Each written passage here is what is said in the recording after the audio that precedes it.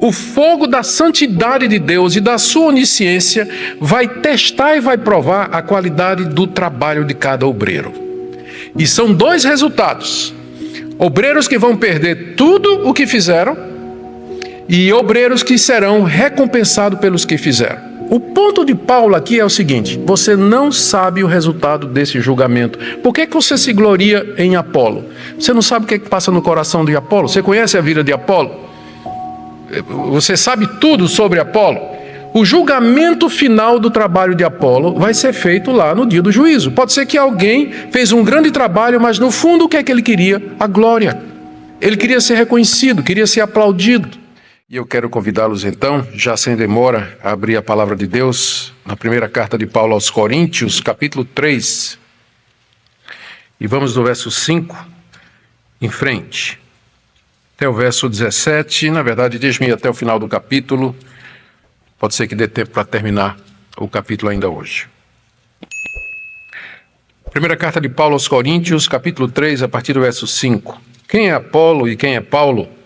São servos por meio de quem vocês creram, e isso conforme o Senhor concedeu a cada um.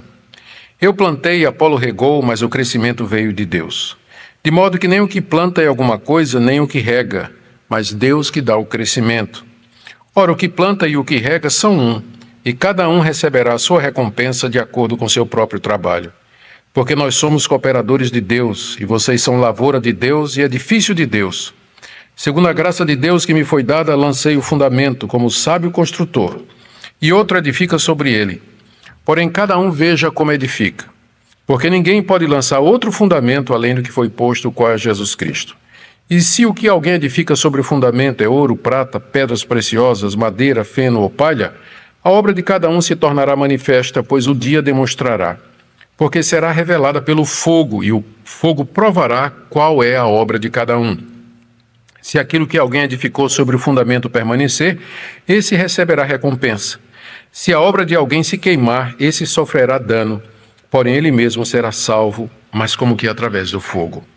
Vocês não sabem que são o santuário de Deus e que o Espírito de Deus habita em vocês? Se alguém destruir o santuário de Deus, Deus o destruirá, porque o santuário de Deus, que são vocês, é sagrado. Que ninguém engane a si mesmo. Se algum de vocês pensa que é sábio deste mundo, faça-se louco para se tornar sábio, porque a sabedoria desse mundo é loucura diante de Deus, pois está escrito: ele apanha os sábios na própria astúcia deles, e também o Senhor conhece os pensamentos dos sábios e sabe que são pensamentos vãos.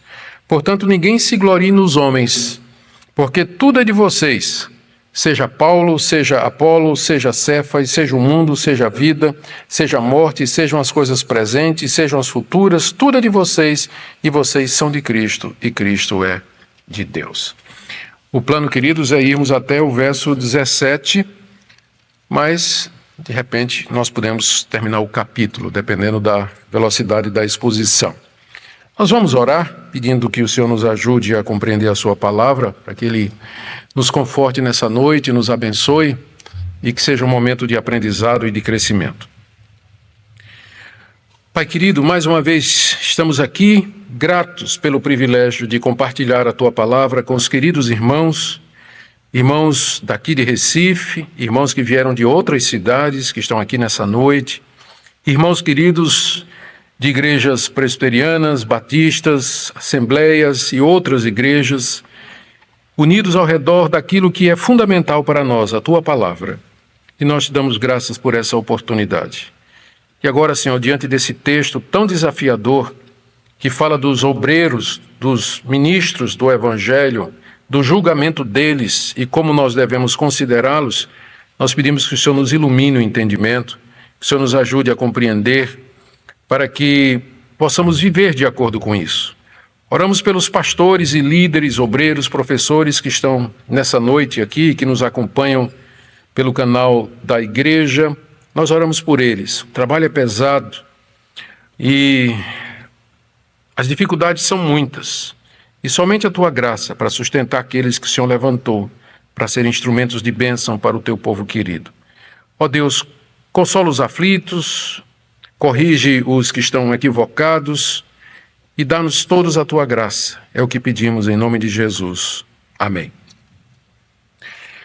Meus irmãos, na passagem anterior que nós vimos na segunda-feira, o apóstolo Paulo havia dito aos coríntios que eles eram carnais, que eles eram crianças em Cristo, e que não podia considerá-los como espirituais, que era o que os coríntios pensavam que eram. Essa era a avaliação que a igreja de Corinto tinha de si mesma, que ela era uma igreja espiritual. Paulo nega esse status, diz que na verdade eles são carnais, que estão andando segundo os homens, pelo fato de que eles haviam, pela atitude que eles haviam demonstrado para com os líderes cristãos da época, especialmente aqueles que tinham tido uma história no passado recente da igreja.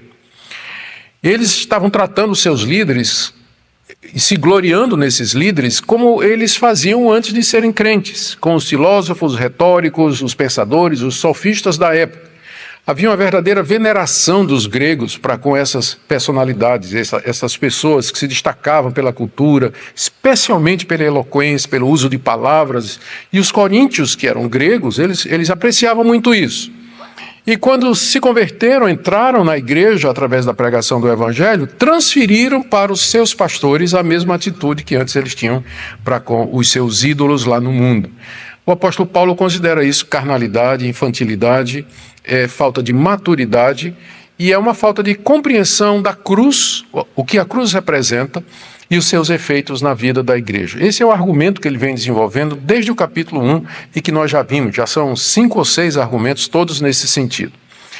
E agora, depois de declarar que os coríntios eram carnais por conta da atitude que eles tinham para com os seus líderes, Paulo passa a expor quem são realmente os líderes e como nós devemos tratá-los ou considerá-los, certamente não nos gloriando neles e certamente não dizendo eu sou de fulano, eu sou de cicrano, eu sou de beltrano.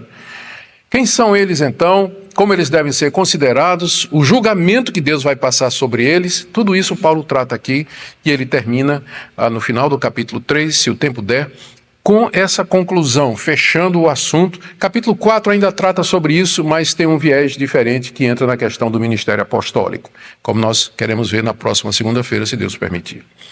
Mas então vamos lá. Paulo usa 5 analogias. A gente podia dividir o texto de várias maneiras, mas eu preferi seguir aqui as 5 analogias ou ilustrações ou comparações que Paulo usa, tiradas da vida real, todas muito bem conhecidas, e que com as quais ele vai ilustrar o ponto dele aqui. Que os pastores e líderes, na verdade, eles são servos, que o sucesso deles varia de acordo com a graça de Deus, que ninguém deve se precipitar em julgá-los, mas esperar o dia do julgamento final, o dia de Cristo, quando então toda a verdade a respeito deles virá à tona, e que, portanto, os partidos deveriam ser solenemente evitados, é a conclusão que ele chega, tá bom? As 5 analogias são estas. A instituição dos servos, como é que eles funcionavam naquela época. Depois a lavoura, também uma figura muito conhecida. Depois a figura de um edifício. Depois a figura de um incêndio. E depois a figura do templo lá de Jerusalém. São 5 figuras, 5 ilustrações que ele usa para explicar esse ponto aqui. Se a gente for seguir assim, fica mais fácil entender o texto. Vamos começar então, quando ele se refere aos ministros do Evangelho, na verdade, como servos de Deus, verso 5. Quem é Apolo e quem é Paulo? São servos por meio de quem vocês creram, e isso conforme o Senhor concedeu a cada um. A palavra servo aqui é a palavra diácono. E ela significa uma pessoa que serve a outra, que ministra alguma coisa a alguém. E às vezes é usado como sinônimo de escravo. A instituição da escravidão ou da servitude era aceita e válida naquela época. Geralmente um servo, ele fazia todas as vontades do seu dono, e com frequência ele servia como, dependendo do servo, ele servia como um representante. Essa é uma instituição que havia inclusive no judaísmo, chamaram de shaliar. Shaliar é um moderno representante nosso, né? Alguém que é uma espécie de procurador, alguém que faz alguma coisa em nome de quem o enviou. E às vezes os servos tinham essa função também, no mundo antigo. Então, em nome dos seus patrão, eles podiam inclusive casar o patrão, não é? Até hoje isso é possível também. como representante legal, eles poderiam fazer negócios, abrir empresas, tratar dos negócios do patrão, representar o patrão em uma série de coisas. Então, era comum isso no Antigo Oriente, na época em que Paulo escreveu essa carta. E ele usa essa instituição aqui para dizer que ele e Apolo, ele não menciona Pedro, porque Pedro não foi pastor na igreja de Corinto, mas a gente sabe que os grupos incluíam Pedro. Não é mencionado por isso. Ele está usando essa figura para dizer que ele e Apolo, que tinham servido como pastor na igreja de Corinto, eles eram meros servos, eles eram representantes de Deus, eles estavam a serviço de Deus, o que significa, portanto,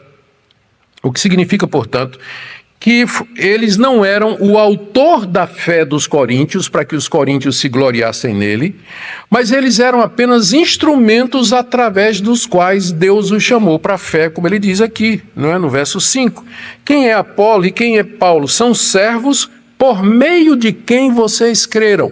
Eles não eram o autor da fé, mas eles eram um instrumento através de quem Deus concedeu fé aos coríntios. Portanto, não tinha por que se gloriar em Paulo ou em Apolo.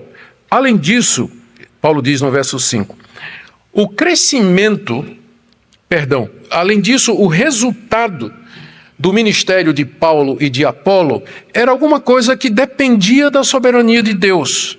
Com certeza, o ministério do apóstolo Paulo foi muito mais frutífero em termos numéricos e teve um alcance muito maior do que o de Apolo, que veio depois. Entretanto, Paulo diz aqui no verso 5 que isso acontece conforme o Senhor concede a cada um. Você pode encontrar gente fiel, gente que é dedicada, que faz o trabalho bem feito, entretanto, não aparece muito resultado, não aparece muito fruto. E é impressionante que às vezes você encontra gente que não conhece boa teologia, que a doutrina é meio furada, e as multidões estão atrás dele, não é? Tem muita gente. Então, com isso o apóstolo Paulo está dizendo que a gente não deve se gloriar nos pregadores bem-sucedidos, porque o sucesso quem dá é Deus, conforme Deus deseja. A gente não sabe quais os critérios que Deus usa. Geralmente Deus abençoa os pregadores fiéis, aqueles obreiros fiéis, dedicados, perseverantes, mas há situações onde a gente não consegue ver a lógica do que Deus está fazendo. Por isso que a gente não deve se gloriar nessas pessoas, mas dar glória a Deus, porque é dele que vem o crescimento. No verso 6, então, ele usa agora a segunda metáfora. Aqui ele usou a figura do servo, ele e Apolo são servos. Portanto, se vocês vão se gloriar, que se gloriem no Senhor, através de quem vocês creram. Nós somos apenas servos e isso segundo Deus concedeu a cada um. No verso 6, ele começa a analogia da lavoura. A lavoura era muito conhecida naquela época, as sociedades eram agrícolas, dependiam da colheita, da plantação e da colheita, todo mundo sabia o que era isso aí. E ele trata a igreja aqui como se fosse uma lavoura. Ele diz no verso 6, eu plantei.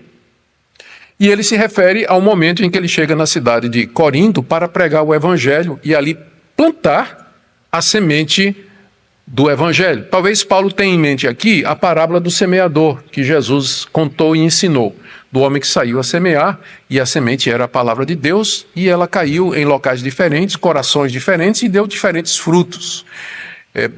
Frutos bastante diferentes, não é? O resultado a gente conhece, está lá na parábola. Talvez Paulo tenha isso em mente aqui, quando ele diz, eu plantei, eu cheguei semeando aí, eu fui o primeiro, eu cheguei abrindo o terreno, limpando o mato, abrindo o buraco e colocando a semente.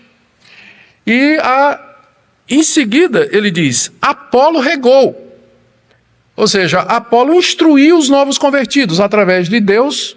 Através de Paulo, Deus chamou os que eram seus em Corinto. Quando Paulo terminou o seu trabalho de plantação, chega Apolo, que é o próximo pastor. E o trabalho de Apolo agora é regar aquilo que Paulo havia plantado. É cuidar da fé dos novos convertidos, que foi coisa que que Apolo fez. Eu plantei e Apolo regou, mas o crescimento veio de Deus. Duas coisas importantes aqui. Pastores têm diferentes ministérios. Tem pastores que são excelentes plantadores, mas não bote ele para pastorear a igreja não, porque ele não vai saber. E tem pastores que são excelentes regadores, maravilhosos, são pastores de mão cheia, mas que eles não são exatamente evangelistas, eles não são desbravadores e plantadores de igreja. Há diferentes vocações e diferentes ministérios dentro do trabalho pastoral, e a gente deve reconhecer isso, que o pastor não tem, um pastor, ele não tem todos os dons. Ele não tem. É por isso que nós precisamos uns dos outros, e por isso que o ideal do Novo Testamento é um corpo de presbíteros e pastores para liderar e governar a igreja. Porque aí, então, a falta de um é compensada pelo dom que o outro tem. Uma equipe que trabalha junta, que é exatamente o caso de Paulo e Apolo. Paulo plantou, Apolo regou, e agora o segundo ponto, mas o crescimento quem deu foi Deus. Todo mundo que é agricultor, né, todo mundo naquela época sabia que dependia das chuvas, das estações, dependia do sol, fatores que estavam além do seu controle e da sua possibilidade. Eles podiam plantar, eles podiam regar, mas o crescimento ia depender desses fatores naturais que não estavam do controle do agricultor, do lavrador. E, portanto, usando a analogia, a gente planta, outro rega, mas o crescimento da igreja, o crescimento da obra de Deus, é Deus quem concede. É por isso que não dá para você se gloriar no ministério de fulano de tal, dizendo, olha que coisa maravilhosa, extraordinária, o cara deve ser bom mesmo, olha o tamanho da igreja, olha a quantidade de gente que segue o cidadão. Paulo está falando exatamente disso aqui. Essa era a atitude dos coríntios, né? Inclusive estavam brigando por isso. Mas Paulo lembra para eles que existem ministérios diferentes. Às vezes um pastor colhe muito em cima do trabalho de quem veio antes dele. Então parece que ele é bem sucedido, mas na verdade teve alguém antes dele que preparou o terreno, alguém que lançou as bases, para que então ele pudesse fazer o trabalho de colheita daquilo que foi plantado.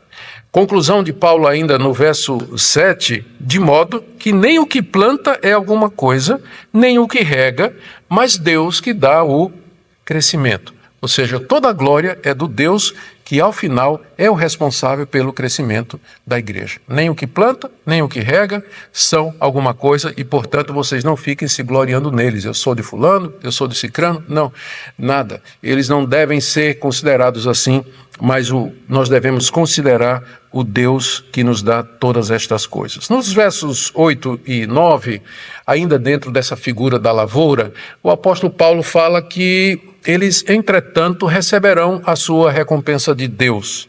Verso 8. Ora, o que planta e o que rega são um. Embora eles tenham ministérios diferentes, mas eles estão unidos no mesmo propósito. Paulo e Apolo. Dois ministérios distintos, um plantador e o outro regador, por assim dizer. Eles são distintos, mas eles são um, que quer dizer, eles estão unidos no mesmo propósito. Inclusive, algumas traduções mais recentes, elas já traduzem dessa maneira. Eles têm o mesmo propósito, então têm o mesmo alvo, que é o sentido que está aqui no original. Eles têm ministérios distintos, entretanto têm o mesmo propósito, e cada um receberá sua recompensa de acordo com o seu trabalho. Deus vai recompensá-los. Eles não buscam agora esse reconhecimento aqui, nem deveria. Pastores não deveriam fazer isso, obreiros, plantadores, evangelistas, quem trabalha na obra não deveria buscar isso aqui agora.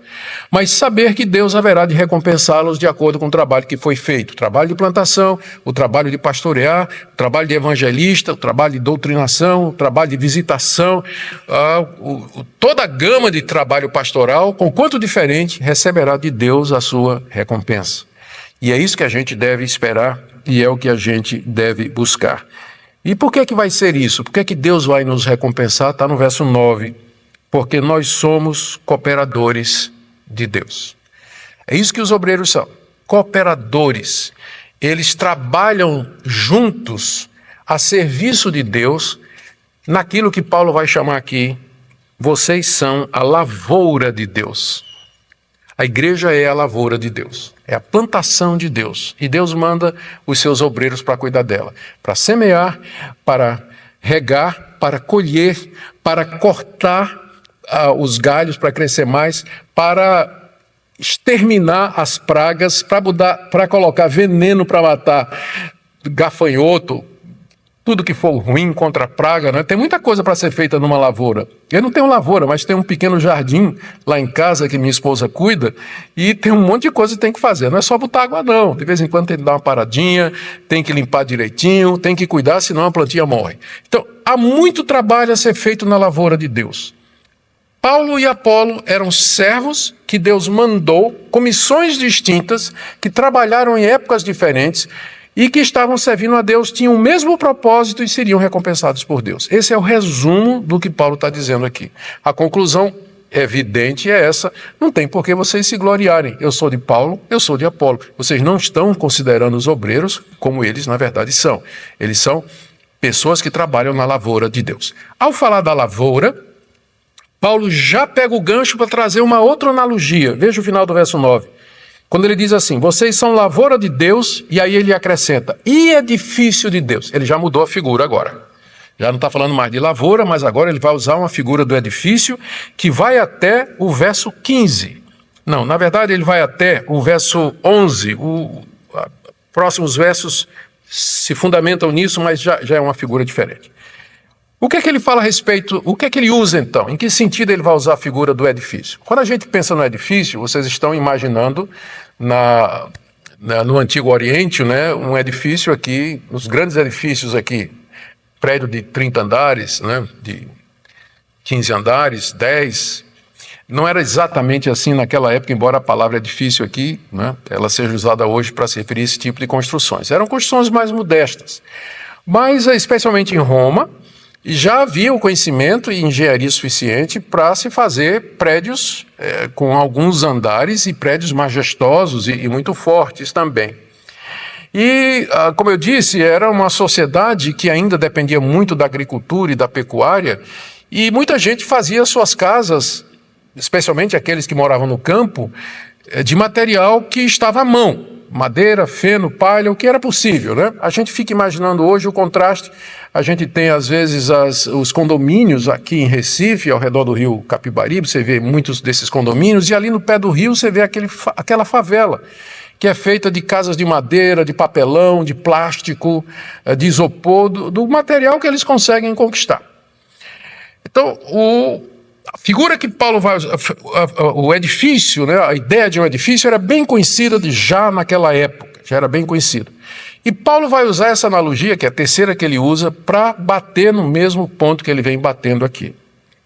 Ele começa dizendo, já que agora a figura é de um edifício, todo edifício tem um começo, ele começa dizendo que ele foi o que lançou a pedra fundamental.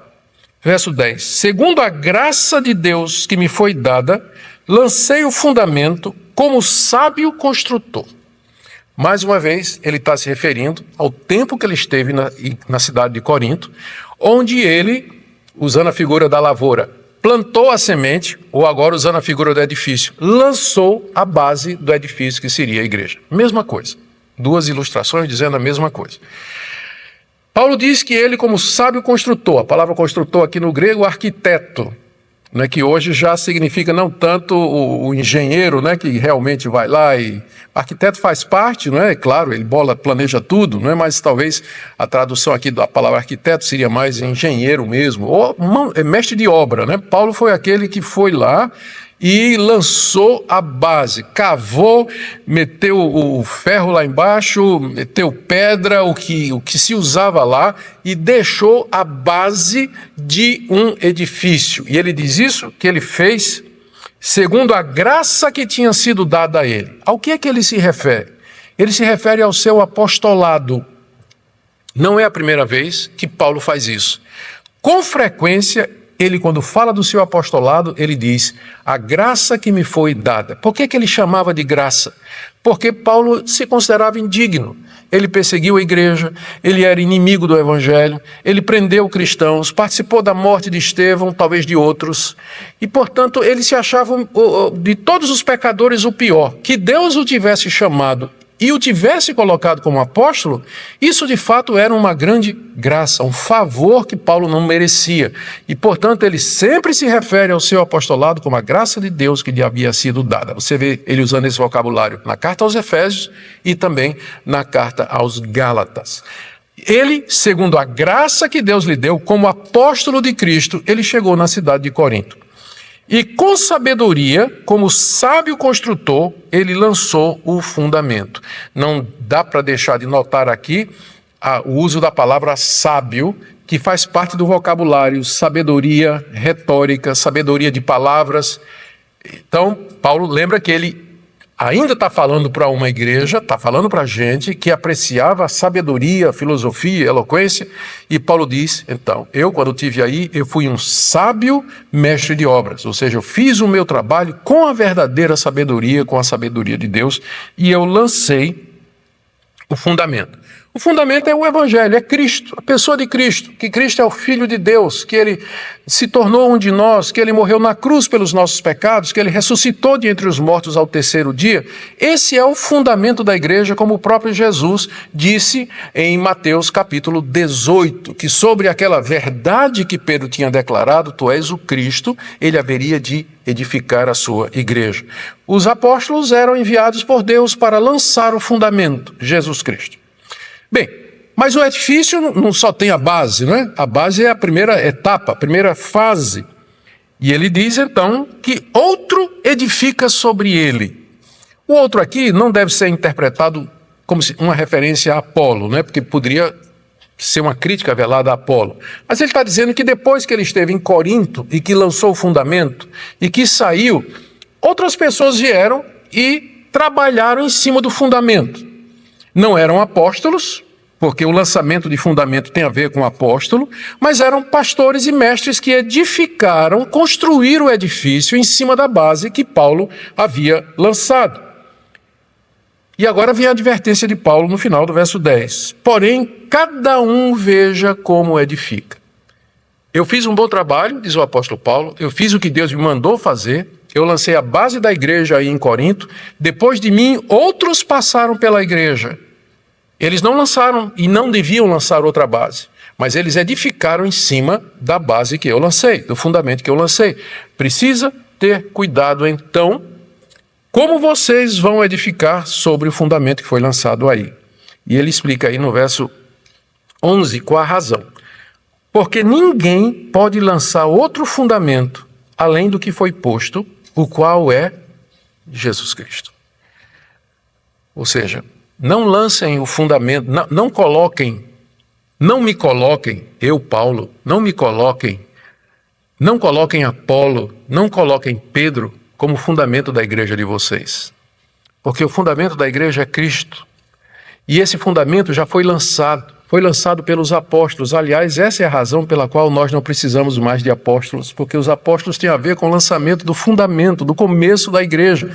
O que nós temos hoje são pastores, mestres, evangelistas, obreiros que trabalham em cima do fundamento. E o fundamento está aqui. Esse é o fundamento. Está aqui que nós encontramos sobre ele. Por isso que nós não temos apóstolos hoje, genuínos, não é? Tem de outro tipo, mas tem genérico, original, não. Nenhum. Tá? Todos esses apóstolos, eles já morreram e eles nos deixaram a doutrina e o fundamento estabelecidos na palavra de Deus. Então, ele termina aqui a analogia do prédio. Vimos a analogia do servo, vimos a analogia da lavoura e acabamos de ver a analogia do edifício. Todas estão dizendo a mesma coisa. Vocês não podem se gloriar nos pregadores, nos obreiros, vocês não podem porque a glória toda é de Deus e o fundamento da igreja já foi lançado, que é Jesus Cristo. E agora ele usa a figura de um incêndio, que vai do verso 12 até o verso 15. Incêndios também eram bem conhecidos naquela época. De vez em quando pegava fogo na vila, ou havia algum incêndio em Roma. O incêndio mais conhecido daquela época foi o incêndio promovido por Nero, que vai ser feito cerca de 10 anos, 9 a 10 anos depois que Paulo escreveu essa carta. Nero mandou tocar fogo em Roma. Ele tinha planos de construir Nerolândia, ou Nerópolis, em homenagem a ele. Mas primeiro ele tinha que destruir a cidade mais importante e mais bonita daquela época, que era Roma. Então dizem que ele ateou fogo em Roma e ficava lá do seu palácio, tocando lira, vendo as chamas consumirem toda a cidade.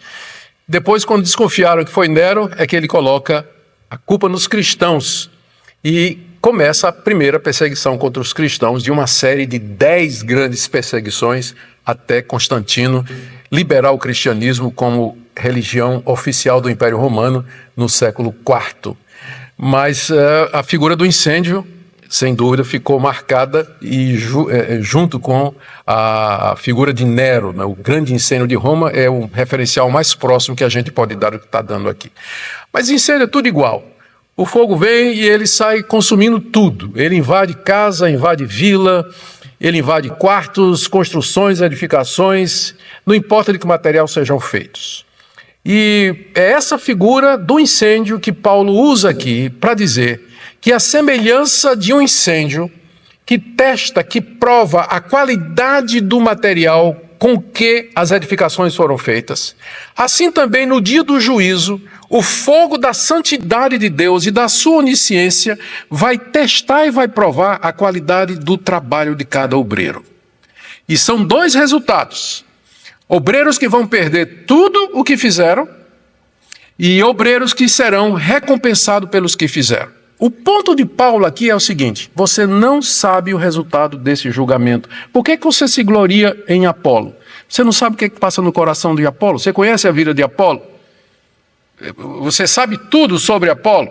O julgamento final do trabalho de Apolo vai ser feito lá no dia do juízo. Pode ser que alguém fez um grande trabalho, mas no fundo o que é que ele queria? A glória. Ele queria ser reconhecido, queria ser aplaudido. Ele queria ser louvado pelos homens.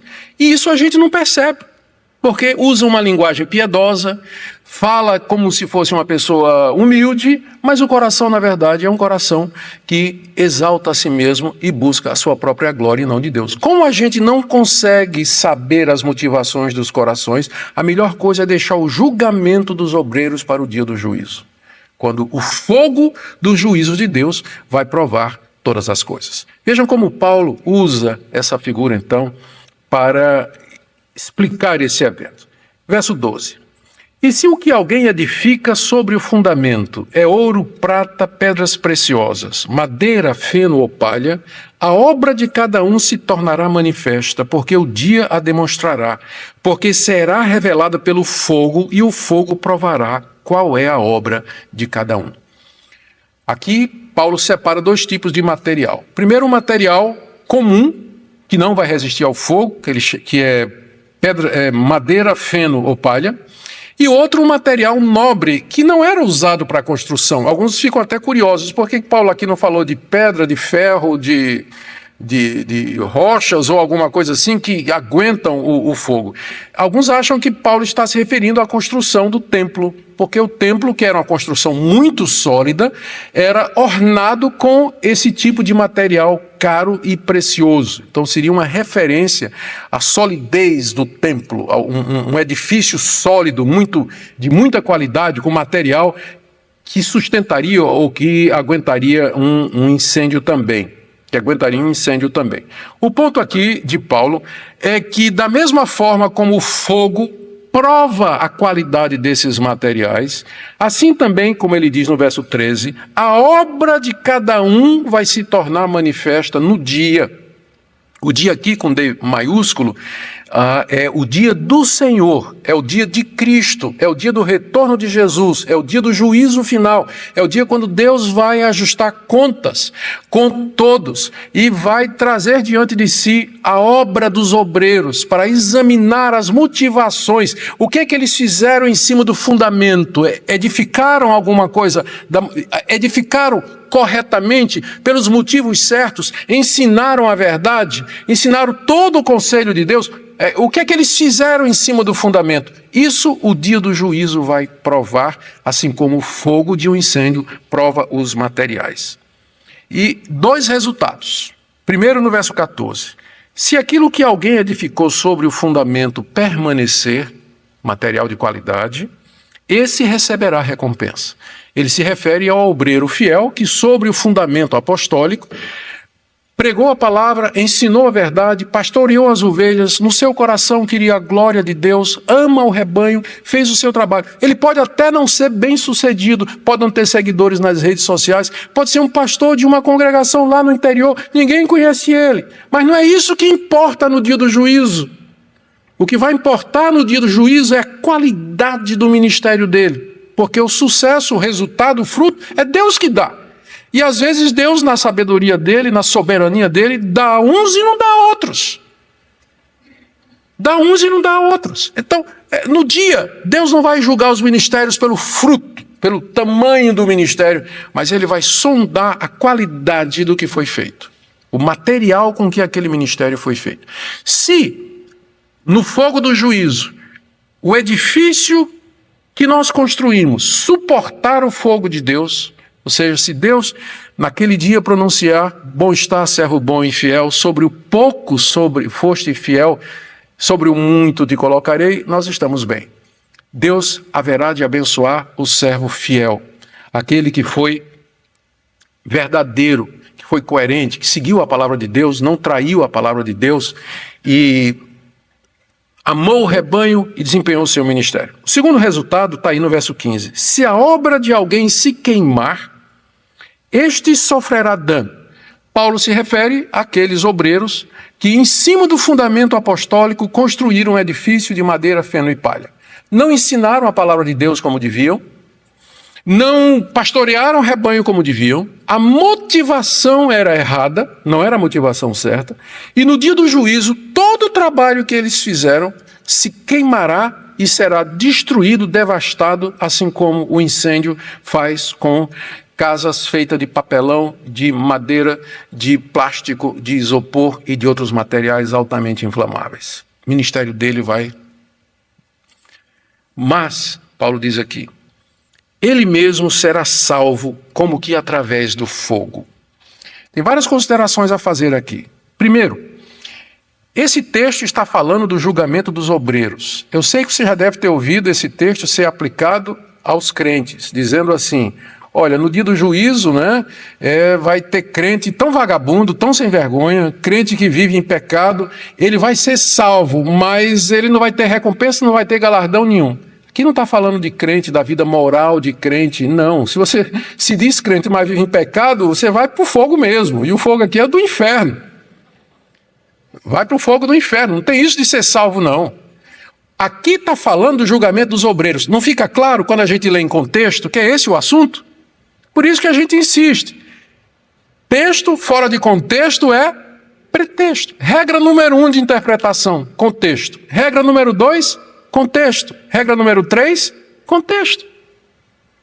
Quando você lê, está claro que Paulo está falando do julgamento dos obreiros. Não está falando de crente carnal, crente que tem um pé na igreja, outro pé no mundo, e que diz assim, eu não faço questão de galardão, só quero entrar no céu. Não tem esses crentes que dizem isso? Eu não faço questão de galardão, só quero ir para o céu. Surpresa, né? Você vai ter uma surpresa. Aqui não está prometendo absolutamente nada para você.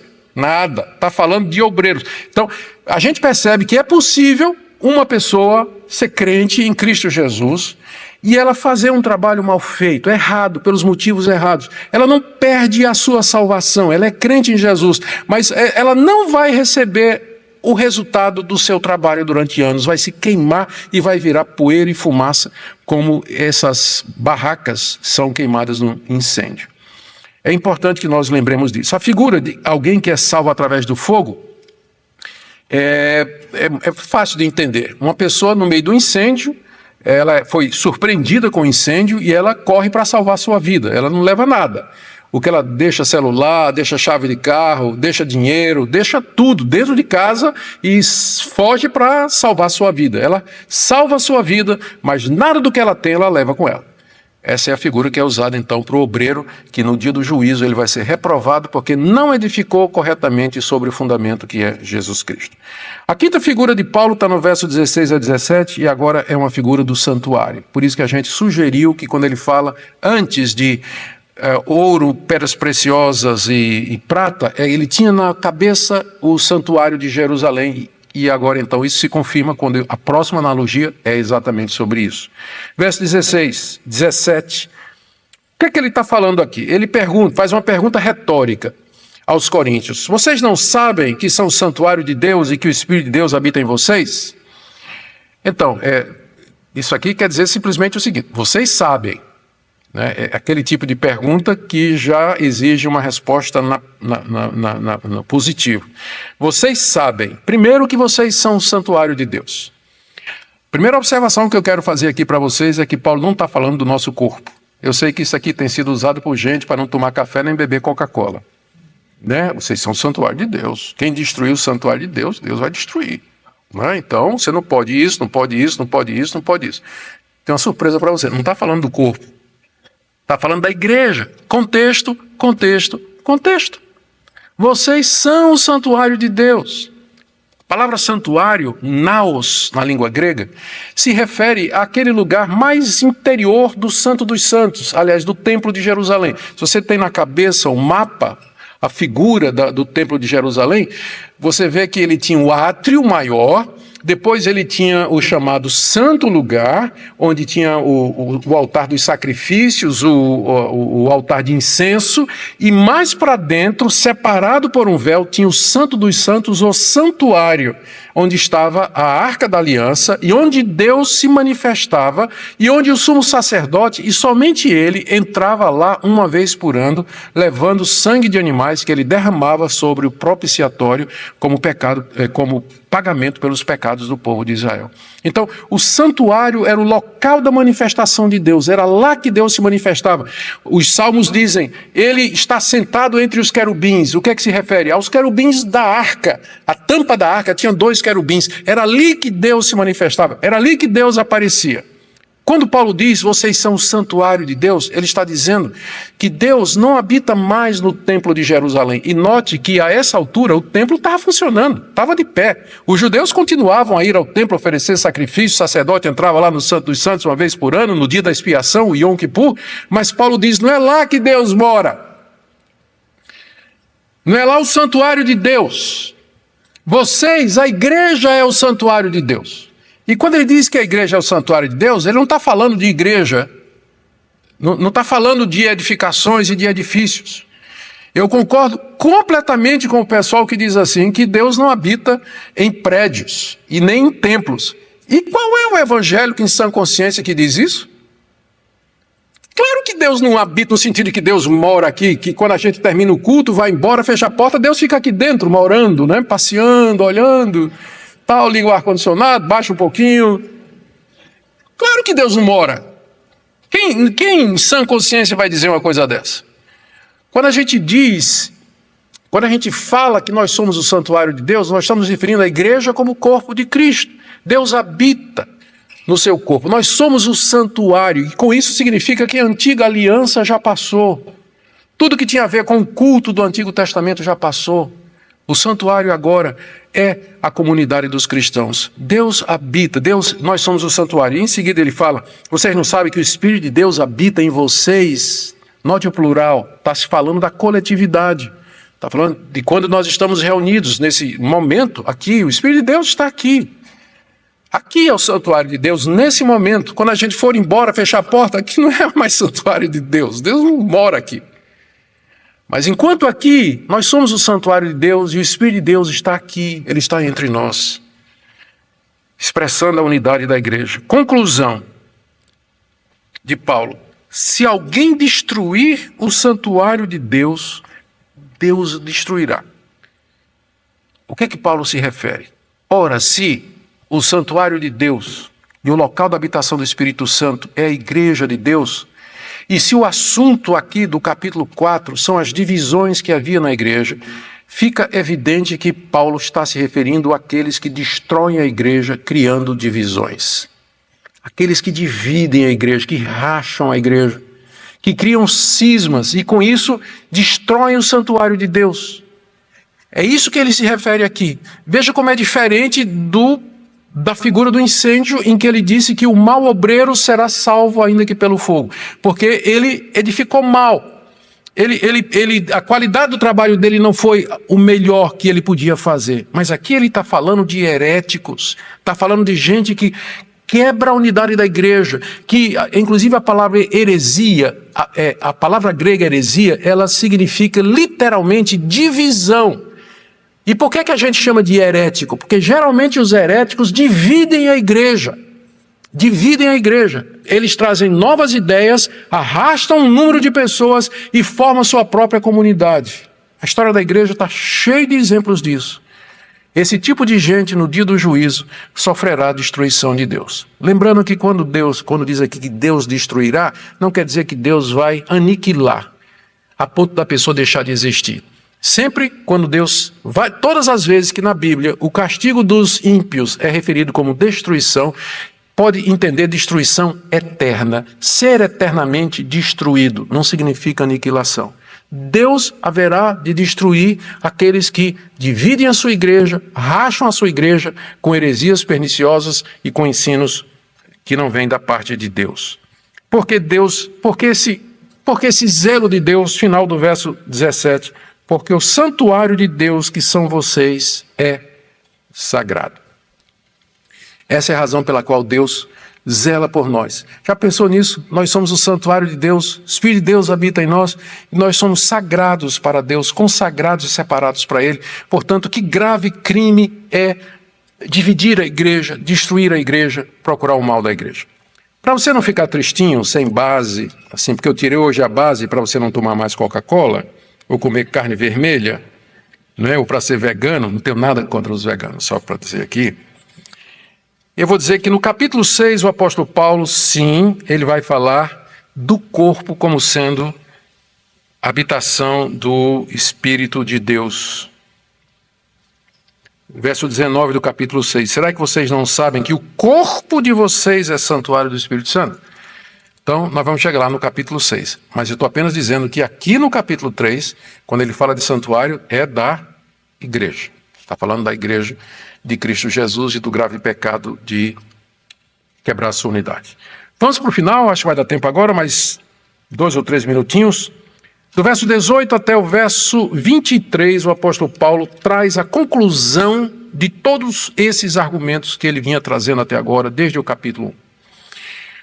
Primeiro, no verso 18, que ninguém engane a si mesmo. Se alguém de vocês pensa que é sábio nesse mundo, faça-se de louco para se tornar sábio. Aqui ele retoma o argumento do capítulo 1, quando ele fez a comparação entre a sabedoria de Deus e a sabedoria dos homens, e disse que a sabedoria de Deus, que é a cruz, é loucura para os homens. E aquilo que os homens acham que é sábio, aquilo é loucura diante de Deus. E ele provou isso com a pregação dele em Corinto, provou isso olhando para o tipo de membros da igreja de Corinto, mostrando que aquilo que os homens valorizam não é o que Deus valoriza e vice-versa. Então agora ele faz a aplicação. Se algum de vocês pensa que é sábio nesse mundo, faça-se louco para se tornar sábio, ou seja, abandona a sabedoria desse mundo. Não pense como o mundo pensa, elogiando, exaltando a glória humana. Torne-se louco para o mundo para se tornar sábio de verdade, sábio para Deus. E ele traz 2 passagens do Antigo Testamento para provar aquilo que ele está dizendo, porque, como sempre, o costume de Paulo é ancorar no Antigo Testamento as suas declarações. A primeira é do livro de Jó, capítulo 5, verso 13. Ele diz, está escrito, Deus apanha os sábios na própria astúcia deles. Os sábios desse mundo, Deus usa a astúcia deles para apanhá-los em contradição. E a segunda passagem é tirada do Salmo 94:11. O Senhor conhece o pensamento dos sábios e sabe que são pensamentos vãos. Não pensem como o mundo pensa, não vão pela cosmovisão mundana, humana, não olhem as coisas da perspectiva dos sábios entendidos desse mundo, mas vocês têm a mente de Cristo. Vocês devem olhar as coisas da perspectiva de Deus. Olhar as coisas da perspectiva de Deus. Conclusão, verso 21. Portanto, ninguém se glorie nos homens. Ponto. Essa é a conclusão, essa é a aplicação de tudo que Paulo disse até agora. Ele gastou 3 capítulos para dizer isso aqui. Não se glorie nos homens. Não se glorie dos homens. Por quê? Ele continua dando argumento, né? Quando a gente pensa que ele parou, ele continua argumentando. Porque tudo é de vocês. Veja que invertida Paulo dá aqui, ó. Tudo é de vocês. Seja Paulo, seja Apolo, seja Cefas, seja o mundo, seja a vida, seja a morte, sejam as coisas presentes, sejam as futuras, tudo é de vocês. Perceberam a lógica? O que é que os coríntios estavam dizendo? Eu sou de Paulo, eu sou de Apolo, eu sou de Pedro. E Paulo está dizendo, está tudo errado. Paulo, Apolo e Pedro é que são de vocês. E não somente eles são de vocês, mas o mundo, a vida, a morte, as coisas presentes e as futuras, tudo é de vocês. Então, ao dizer assim, eu sou de Paulo ou eu sou de Apolo, você está tendo uma visão minimalista e reducionista da glória do Evangelho. Eu não sou deles, eles é que são meus. Deus colocou Pedro, Paulo, Apolo, Agostinho, e aí vem a lista, né? Lutero, Calvino, Whitefield, Wesley, toda essa grande variedade de homens de Deus, para nós. Eu não sou deles, eles é que são meus. Deus os colocou na história e colocou na minha época para me auxiliar, me guiar, me abençoar. Através deles eu posso chegar a um conhecimento maior de Deus. Então, na hora que você diz, eu sou de fulano, você está invertendo a lógica. Ele é que é seu. Sproul é seu. Piper é seu. Esses grandes homens que a gente admira, na verdade, a gente tem que vê-los pelo que eles são. Eles são servos de Deus. Olha as 5 figuras que Paulo usou. Só para dizer isso, vocês não são deles, eles é que pertencem a vocês, e não só. Aí Paulo já coloca, o mundo, a vida, a morte, tudo pertence a vocês, porque esse é o plano de Deus, vocês são herdeiros de Deus, vocês vão herdar esse mundo, o novo céu e a nova terra, onde habita a justiça, tudo isso aqui é parte do plano de Deus, para que vocês herdem tudo. Percebem como a visão teológica errada, ela tem consequências? Não é diferente? Uma, você dizia assim, eu sou de fulano. E outra, você dizia assim, eu sou o dono do mundo. Eu não quero ser como alguns pregadores coach, né? Que dizem assim que não vou nem falar. Mas há um sentido aqui no texto em que Deus está dizendo assim, você é muito especial. Eu amo muito você. Veja, eu fiz tudo para você. Fiz tudo, dei tudo a você, o mundo, a vida, as coisas presentes, futuras. Todos esses grandes homens de Deus que marcaram a história, na verdade eles existiram e eu os levantei para o seu bem, para a sua vida. Isso não faz você se sentir importante? Isso é que é um verdadeiro coaching evangélico, né? Usando a Bíblia para encorajar você a se sentir bem, animado, né? Ter coragem, conforto, veja o mundo dessa perspectiva, olhe o mundo dessa perspectiva, tudo é seu. Deus fez isso, para que um dia nós pudéssemos com Ele, na glória, com seu Filho Jesus, desfrutarmos de todas estas coisas. E ele termina no verso 23, e vocês são de Cristo, agora sim, se pertencemos a alguém, pertencemos ao Senhor Jesus, e Cristo é de Deus. Assim ele termina esses 3 capítulos extraordinários que trataram das divisões na igreja e tangenciando questões como liderança, espiritualidade, carnalidade, revelação, papel do Espírito Santo. Quanta coisa a gente não viu aqui nesses 3 capítulos, não é? O capítulo 4 ainda é sobre isso, mas só que ele tem uma pegada diferente, porque Paulo agora vai contestar a contestação que os coríntios estavam fazendo, inclusive dessa posição de que ele era apóstolo de Cristo Jesus para serviço deles. Mas isso fica para a próxima segunda-feira. Deixa-me ver aqui se nós podemos ter algumas lições que eu quero destacar. São rápidas aqui. Primeira razão pela qual nós não temos mais apóstolos hoje, já foi dito, né? Eles lançaram o fundamento da igreja, e sobre o fundamento nós temos evangelistas, pastores e mestres que edificam a igreja de Deus.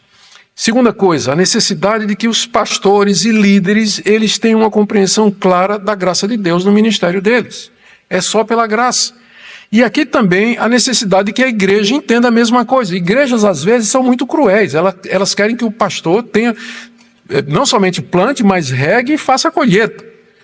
Esquecendo que pastores têm dons distintos. Ninguém tem todas as habilidades e capacidades. Por isso que é sempre uma equipe, sempre um colegiado, para que as coisas andem bem na igreja. Quarta lição. Como é precipitado a gente fazer julgamento das intenções do coração?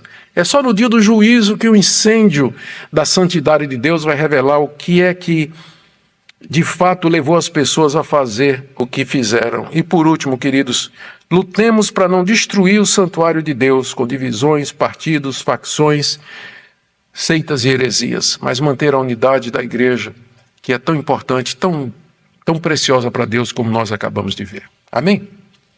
Vamos orar. Ó Deus, te agradecemos pela tua palavra que nos instrui, tão rica e que fala ao nosso coração e que nos julga. Nós queremos nos colocar diante de ti, pedindo perdão pela igreja evangélica, pelas divisões, ó Deus, que através da história foram causadas por homens insensatos que buscavam seus interesses. Te damos graças pelos pastores fiéis, aqueles pastores lá no interior, no subúrbio, fiel na sua igrejinha, fazendo o seu trabalho, cuidando do rebanho que o Senhor confiou. Obrigado por estes homens. Obrigado pelos obreiros, evangelistas, presbíteros, diáconos, todos os que trabalham na obra do Senhor. Nós oramos que o Senhor fortaleça, que o Senhor encoraje, que o Senhor nos abençoe. Abençoa a tua igreja no Brasil, dá-nos um verdadeiro avivamento espiritual, ó Deus. Dá-nos um regresso à tua palavra, para que ela de fato seja a regra de fé e prática para nós. Bendiz o teu povo nessa noite, Senhor, também aqueles que nos seguem através da transmissão. Que tua graça esteja com todos eles. Pedimos em nome de Jesus. Amém e amém.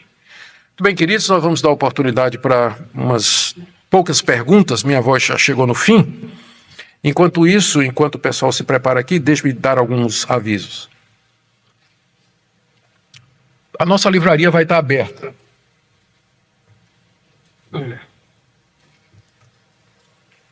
Tudo isso que eu tenho falado aqui está nesse livro, Uma Igreja Complicada, que é uma análise de 1 Coríntios de 1 a 4. Então, se você quer em detalhes, com nota de rodapé, referência, bibliografia, então esse livro está à disposição. Eu creio que tem uns poucos lá, mas ainda está à disposição. Esse livro aqui, Meditações de um Peregrino, foi escrito pelo meu sogro, reverendo Francisco Leonardo, que foi pastor aqui no Nordeste durante muitos anos, influenciou gerações de jovens pastores, atualmente está na Holanda. E são meditações para renovar a fé e fortalecer o ânimo do povo de Deus. Você que está abatido, triste, desanimado, então, aqui. E para nós que temos filhos pequenos, não é? E ainda estamos em lockdown em casa com as crianças, trabalhos manuais Vida Nova tem uma série de livros com jogos e trabalhos manuais para a turminha. Olha aqui, maravilha, né? São 5 volumes. Às vezes você fica sem saber, bota lá na galinha pintadinha, filho passa o dia todo vendo a galinha pintadinha. Então, em vez de ficar vendo lá, você passa isso aqui, que é um bom material para educar seu filho. Tá bem? Se alguém quiser fazer alguma pergunta, é só levantar a mão, por favor. Lembrando, gente, hoje à noite eu não quero ouvir seu testemunho. Você marca um horário comigo no gabinete, escuto você. É pergunta, tá? Só pergunta, por favor. Boa noite, vereador. Como é que você já a vossa história da leitura 3, que é a vossa igreja, que é bem falada na reforma, que é a vossa parece que foi visto a revolução de colocar ele em ordem, sabe, circular, e que o igreja eram mais avançados do que crentes com vocações dominadas. Sim, não. Todas as vocações são iguais, o princípio da reforma permanece. Entretanto, algumas pessoas são chamadas a algumas funções de maior responsabilidade. Com certeza, o pastor de uma igreja ele é muito mais responsável diante de Deus no dia do juízo do que uma pessoa que era membro da igreja, mas que era um advogado, ou uma dona de casa, um diarista, um motorista de táxi. A responsabilidade é muito maior, porque por causa da posição de liderança e influência, um pastor pode perder uma geração inteira. Um grupo enorme de pessoas. Ele pode fazer isso. Ele pode fazer isso para o bem ou para o mal. Então, vale o princípio, a quem muito se dá, também muito é pedido. Tiago, lá no capítulo 3, ele diz, meus irmãos, não sejam, capítulo 3, versos de 1 em diante, não sejam muitos de vocês mestres, sabendo que receberemos muito maior juízo. Então, o princípio da reforma é que todas as vocações são iguais. Por quê? Porque todas são dadas por Deus. Mas existem vocações que nos colocam em posição de muito mais responsabilidade do que outras. E é disso aqui que Paulo está falando. Tá certo? Excelente, muito boa percepção. É bom ver as coisas sempre do ângulo da teologia reformada. Muito bom. Próximo. Isso. A gente vive uma fase de uma polarização muito grande, não só política, mas geral, até interdenominacional mesmo. A gente pode fazer uma aplicação direta com esse texto, por mais que Paulo esteja falando diretamente à igreja de Corinto, dentro de uma perspectiva de pessoas de lideranças diferentes, no caso, competições interdenominacionais, como é que eu falo, presbiterianos, batistas, episcopais, enfim. Eu pessoalmente gostaria que não houvesse esse conflito. As denominações surgiram por conta de diferenças não fundamentais. A diferença entre os batistas e presbiterianos se resume basicamente à forma de governo, a forma de batismo de crianças. Nem sempre os batistas foram arminianos, né? No início os batistas eram reformados e calvinistas, né? Tem uma confissão de fé aí do século XVII para provar isso. Então, a diferença entre os evangélicos históricos, como batistas, presbiterianos e Assembleia de Deus, ela também não atinge o fundamento. O fundamento é Cristo. A diferença principal é a questão do batismo com o Espírito Santo e a evidência em línguas, que é muito enfatizado pelos irmãos pentecostais, e a continuidade de todos os dons do Novo Testamento, não é? E a gente tem alguma discordância sobre isso aí, mas não são diferenças que chegam a esse nível do que está acontecendo em Corinto aqui. Nós consideramos os irmãos de outras denominações históricas e do pentecostalismo clássico como sendo irmãos em Cristo. São diferentes expressões da igreja. E nós queremos manter comunhão com todos eles. Agora, é muito ruim quando a gente começa a pregar a igreja presbiteriana em vez de pregar Cristo, ou começa a pregar a Assembleia de Deus em vez de pregar Cristo, ou qualquer outra igreja em vez de pregar Cristo. Aí sim começa... Aí o fundamento deixou de ser Cristo e passa a ser aquela perspectiva, não é? Então a gente precisa ter cuidado para não descambar nisso aí. Tá bom? Por favor. Boa noite, reverendo. Paz e graças a todos. Eu queria tomar uma carona aqui na questão de 1 Coríntios capítulo 3, quando está falando de carnalidade. Sim. No sentido de consideração. Veja que havia uma confusão ali em relação às lideranças da igreja, a consideração que se tinha. Eu posso dizer assim que a consideração era de forma a contrariar os princípios do cristianismo. Então, qual seria o limite de consideração que os cristãos devem exercer por alguém que tenha uma função na igreja, para que não se entre na carnalidade? Isso, coisa que excelente. Os coríntios estavam vivenciando. Excelente. Existe um limite nisso aí? Tem. Eu talvez não saiba colocar aqui muito claramente, porque pode variar de caso para caso. Mas pelo que Paulo está dizendo aqui, a atitude que a gente deve ter com os pastores, líderes, obreiros, evangelistas, gente que estão numa posição de responsabilidade, né? Como nós acabamos de falar aqui com o nosso irmão. Gente que está na posição de responsabilidade, primeiro, uma atitude de gratidão a Deus pela vida deles, lembrando que eles foram colocados ali para nosso bem. Então, agradecer a Deus pela vida deles, orar por eles, apreciar o trabalho deles. Não faz mal você dizer para alguém, um professor de escola dominical que está ali todo domingo ensinando fielmente, você chegar para ele e reconhecer o trabalho dele, dizer como tem sido bom para você, como tem abençoado sua vida, e isso encoraja as pessoas. Às vezes, os obreiros, eles se sentem meio que eles ficam muito sem saber, né? Se não tem reação, né? Ninguém diz nada, ele fica meio que sem saber o que é que ele está fazendo certo ou errado. Então, é bom ter um feedback assim, né? É bom você fazer isso. Então, gratidão, reconhecimento, obediência. Enquanto ele está fiel à palavra de Deus, enquanto ele está ensinando a palavra de Deus, você deve obedecer.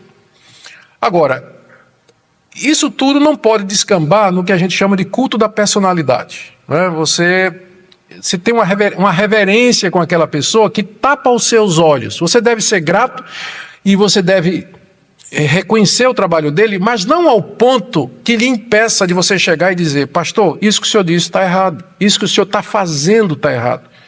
Na hora que você coloca um líder acima de crítica, você está fazendo o que os coríntios estão fazendo. Isso é carnalidade. Na hora que você o coloca no patamar em que ele... você vai dizer assim, não posso tocar no ungido do Senhor, né? Tá evidente, né?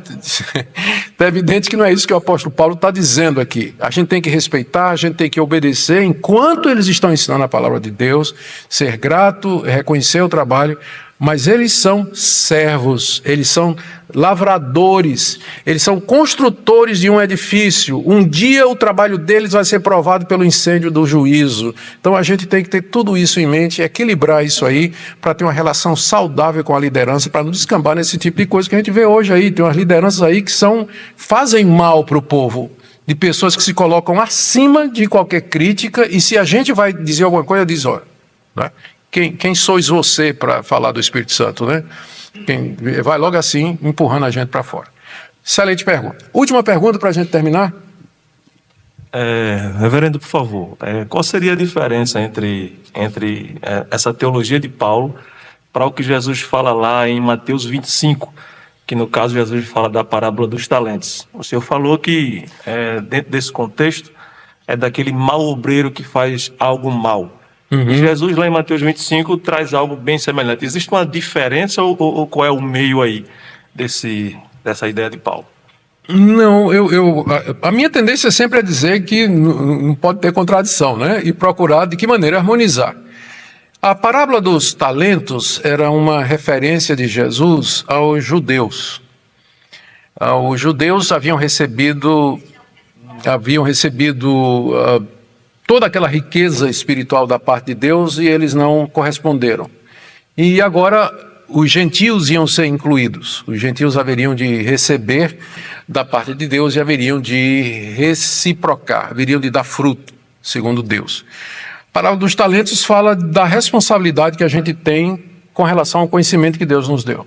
A gente tem que ser fiel e andar de acordo com isso. É o ponto que já foi dito aqui. A quem muito se dá, muito também vai ser pedido. Então, eu acho que está em plena harmonia e é uma boa ilustração do que você está dizendo aqui, né? Várias vezes a gente viu no texto Paulo dizendo, cada um vai receber sua recompensa de acordo com o seu trabalho. Inclusive vão ter aqueles que não vão receber nada, que vai se queimar. É muito parecido com a parábola dos talentos. Tá bom, gente? Eu quero agradecer mais uma vez a vocês, lembrando a vocês que no ano que vem nós temos um encontro de louvor e adoração, vai ser em março, final de março, breve nós vamos ter já a inscrição. E nós teremos o Encontro da Fé Reformada em outubro com Stephen Nichols sobre as origens históricas da nossa fé. Tá bom, gente? Lá embaixo tem um cafezinho para vocês, alguma coisinha para mastigar e a nossa livraria. Deus abençoe vocês. Boa noite. Baixe nossos conteúdos gratuitamente. Acesse o canal pelo link na descrição.